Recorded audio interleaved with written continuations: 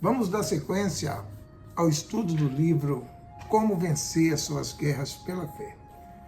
Esse livro nos leva a enfrentar as nossas batalhas diárias, que temos dia a dia, e contra o nosso adversário, que é um só, o diabo, que usa a nossa mente, fala aqui, aos nossos ouvidos, semeando dúvida, medo, insegurança, e até mesmo com palavras convincentes, trazidas por até pessoas de sua confiança, para que venha abalar a sua fé e tirar você do foco da revolta, tentando colocar a culpa em Deus, pelas suas lutas, pelas suas dificuldades, pelas suas afrontas, pelas suas derrotas. Ele tenta culpar a Deus para que você então tire essa revolta de contra ele e os seus inimigos e os seus aliados, melhor dizendo. Vamos então fazer uma oração pedindo a Deus direção para que Ele abra o nosso entendimento. Curva aí a sua cabeça. Senhor Jesus, nós te pedimos, meu Pai, conceda-nos do Teu Espírito e dai-nos o entendimento dessa aula para que possamos crescer no conhecimento e praticar a Tua palavra em nome do Senhor Jesus. Amém. Nós estávamos falando o que nos há de dar e da fé que vem através de uma revolta. A sua fé ela tem que ser uma fé revoltada contra toda a injustiça causada por este mundo. Diz assim: veja que o mesmo Abraão, de postura pacífica, quando recebeu a notícia de que o seu sobrinho Ló tinha sido levado cativo pelos povos inimigos, reuniu todos os seus servos para ir resgatá-lo, conforme está escrito no livro de Gênesis 14, do 12 ao 16.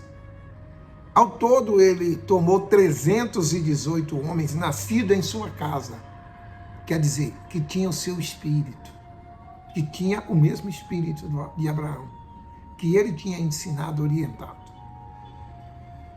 que era pastores dos rebanhos, homens do campo, que não dominava a arte da guerra, mas que foram armados por ele para irem a uma batalha. Então você vê que eram pastores, eram lavradores, que Abraão convocou e armou para ir nessa batalha resgatar o seu sobrinho.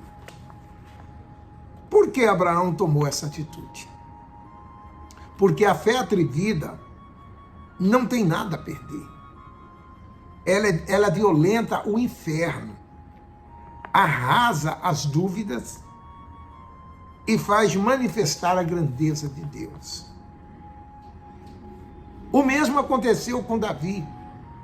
Os exércitos de Israel estavam sendo afrontados por um homem, um gigante.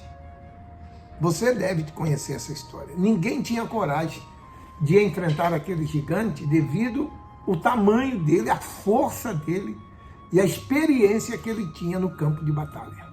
Então ele afrontava todos os homens de Israel, até que Davi tomou conhecimento disso. Olha o que Davi disse: quem é esse incircunciso filisteu?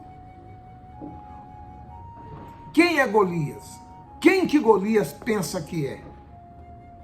Foi isso que Davi perguntou ao ver que Israel estava sendo afrontado pelos inimigos. Ele viveu uma experiência da revolta que vale a pena ser lembrado para nos encorajar. Davi era um adolescente, o menor da casa de seu pai. Por isso, ele cuidava do rebanho da família. Enquanto ele recebia o encargo do serviço mais modesto e mais desprezado entre os seus irmãos mais velhos, que eram fortes, hábeis com arma, servia como guerreiro no exército do rei Saul. Davi era tão desacreditado que foi dado a ele a tarefa de levar comida para os seus irmãos no campo de batalha. Mas quando aquele jovem franzino, viu a afronta de Golias, ele se revoltou contra aquela situação. Davi não olhou para o tamanho do gigante. Aliás, aquilo pouco importava, pois ele tinha em mente o tamanho do seu Deus, o tamanho da sua fé em Deus. E disse Davi lá em Samuel, 1 Samuel 17, 23, o seguinte: quem é, pois, esse incircunciso filisteu para afrontar o exército do Deus vivo? Você vê que a revolta de Davi foi tamanha que ele se manifestou ali. Falou, peraí, quem é esse cara? Quem que ele pensa que é para estar afrontando todo o exército do Deus vivo? O que provocou a indignação em Davi era pensar em como um profano filisteu poderia ofender o exército do Deus vivo e permanecer em pé. Veja que o raciocínio dele colocava uma revolta no lugar certo. Ele não estava revoltado contra Deus por ter permitido que aquele gigante viesse contra eles. Não, ele estava revoltado contra as palavras que aquele homem usava contra o exército de Israel. Ou seja, ele sabia que aquela afronta não era para os soldados ou para Israel, mas era para o Deus Todo-Poderoso que estava ali sendo afrontado. Isso mostra que quem desrespeita, desacata ou da fé, insulta o próprio Deus e tenta tocar na sua glória. Só quem o tem, esse Deus dentro de si, é inflamado pela revolta da fé. E também passa a agir da mesma forma. Condições humanas, Davi não tinha nenhuma, mas a sua santa indignação tornou-o maior que o gigante Golias. Ao observá-lo, o guerreiro filisteu desdenhou e riu do seu oponente, que além de ter baixa estatura, era jovem e não tinha experiência de guerra. Golias só conseguia ver o físico de um simples pastor de ovelha. Não a grandeza no seu interior e nem a sua fé Golias conseguia ver. A Bíblia diz: apressou-se Davi e correu ao combate, ao encontro com o filisteu. 1 Samuel 17, 48.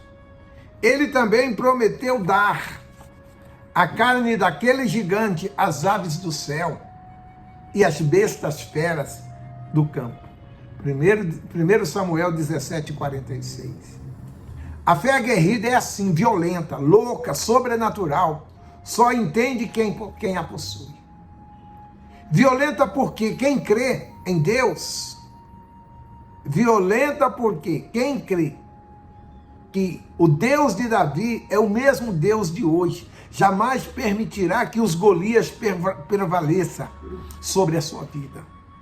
Violenta porque quem crê não se conforma em ler tudo o que está escrito na Bíblia e não ver isso se cumprir na sua vida.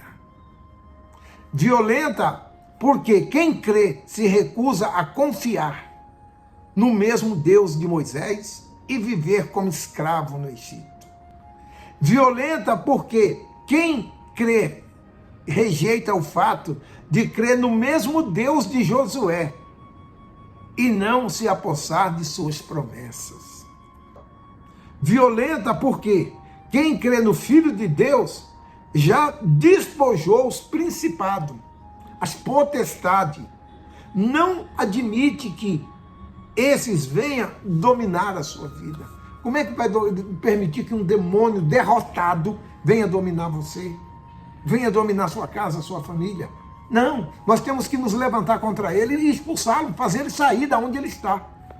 Violenta porque quem crê que o Senhor é o mesmo Deus da paz, sabe que ele esmagará Satanás debaixo dos vossos pés. como está escrito em Romanos 16, 20. Violenta porque quem crê está permanentemente revoltado e em guerra contra todas as forças do inferno. O culpado dessa situação que você vive é o Satanás. Então você tem que se levantar contra ele e não aceitar de hipótese alguma que ele prevaleça na sua vida. Portanto, a violência da fé que raciocina é contra o mundo. E o mundo é contra quem a possui. Por isso, quem a possui constitui-se amigo de Deus e inimigo do mundo. Quem entende isso, não gasta o seu tempo com futilidade. Estamos em dia de tanto entretenimento que as pessoas têm perdido a noção da própria realidade. Muitas passam horas e horas do seu dia nas redes sociais, em videogames ou assistindo filmes, séries de TV ou na internet e nem percebe que essa distração torna impossível uma comunhão com Deus. Essas pessoas ficam sobrecarregadas com o vinho deste mundo e pensam que alguns minutos de leitura da Bíblia ou a presença de Deus em um culto será suficiente para estimular a fé e deixá-la em alta, para vencer os problemas. Mas é claro que isso não é possível. A vida cristã não é feita de mágica, e sim desenvolvida com renúncia diária e sacrifício constante. Vejo como uma grande estratégia do diabo essa facilidade para o entretenimento, para as distrações, para o divertimento, porque todas as vezes em que se perde o foco, perde também a batalha. E eu tenho certeza que você não quer perder a sua batalha. Então você não pode perder o foco, mas tem que manter em alta essa fé revoltada sua contra toda situação adversa à vontade de Deus. Nós vamos ficando por aqui. Semana que vem voltamos com mais um estudo do livro Como Vencer as Suas Guerras pela Fé. E haja guerra, hein? Tem guerra aí pela frente para a gente vencer. Fique na paz. Se Deus assim permitir, semana que vem estaremos de volta.